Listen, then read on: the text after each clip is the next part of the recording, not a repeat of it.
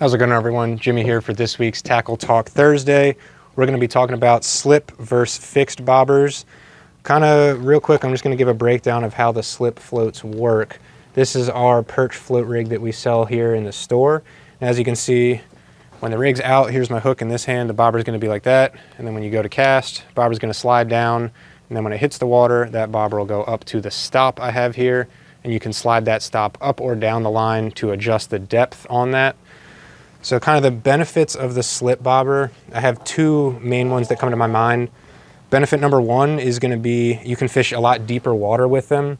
So if you guys are fishing anything more than like 5 or 6 feet of water, that distance between the bobber and the jig can be really cumbersome to try and cast. So this will let you still fish a very deep water with the jig down deep, but have that bobber much easier to cast because it'll slide down to the jig on the cast. Second benefit I see with slip bobbers is going to be you're not ruining your leader every time you're clipping and unclipping the bobber. So if you have to move it, it's not going to be doing as much damage to the line. So something like this where I have a swivel tied on the end and it's a pre-made rig, this is great because I can slide that stop up and down and adjust as I need to, but I'm not ruining the line and I'm not going to have to retie that leader. And then we'll get into the fixed bobbers, which are personally my favorite around here. I just don't think we have deep enough water where the slips really warrant themselves too much. My personal favorite is going to be the light bite bobber. This is going to be from Northland. It's a balsa wood bobber, so it's very sensitive and you can see a lot of light bites.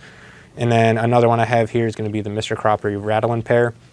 This is just going to be one with a rattle in it, so if you want to try something different, make a little noise, maybe kind of draw them in, that'd be a good option too.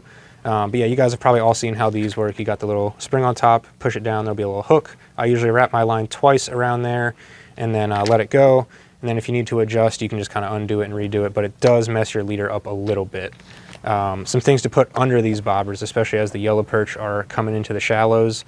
My personal favorite two are going to be the firefly jig and the trout magnet. They're very, very, very hard to beat. I don't put any bait on them. I just fish them as they are, real slow under a bobber, and I do very good with those.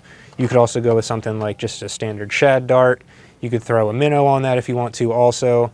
But yeah, that's kind of the main benefits and differences. If you guys have any more questions, please feel free to comment or come on in and ask us.